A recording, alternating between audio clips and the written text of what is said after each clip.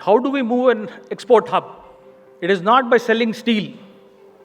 We sell steel to make money today. And we make money by exporting steel, or are we making money by exporting engineering goods? It's a controversial point. It's a debatable issue. It's a two sides of a single coin. But I would appreciate all of you understand that engineering exports is as crucial as exports of steel. And I would appreciate everybody in steel industry to export finished goods, not semis or blooms and billets. Out of the total exports on blooms and billets, the total volume, 40% is semis. That's a very unhappy note.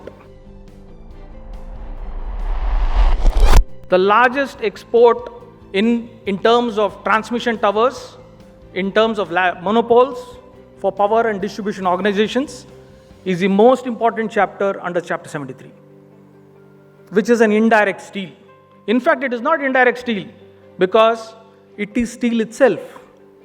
It is galvanized steel. And what is the galvanization we are doing here? It is more than 500 microns.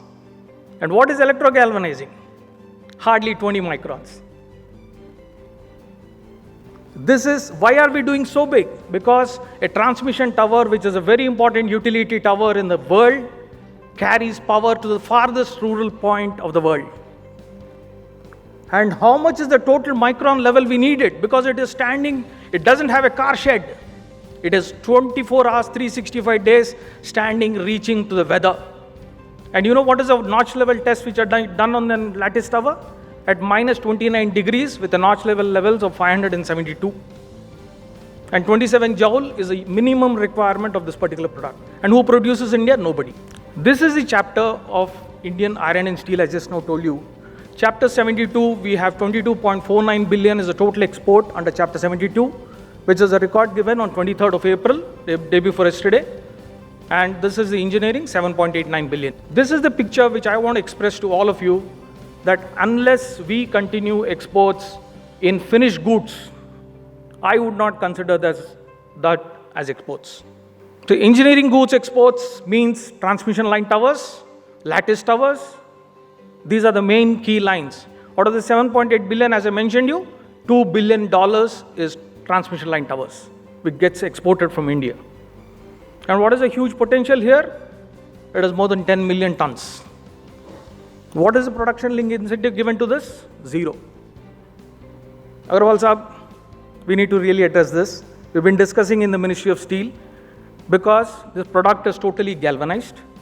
It is far superior than the galvanized iron for an automotive industry. It is far superior than an electro-galvanized unit.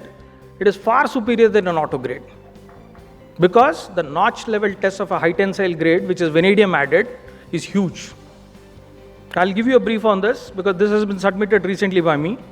See, the number of kilometers a power grid continues only in India is 172,000 kilometers. And we are continuing to do this to another 1 lakh kilometers. And the total amount of steel consumed here will be massive. And it is Chapter 73. And it doesn't have PLI, it doesn't have export promotion, it does not have any advantage. But it is a direct steel. And what is the most important thing? It is an utility. It transmits power.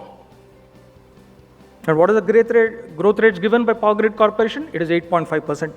Even the steel industry doesn't get it.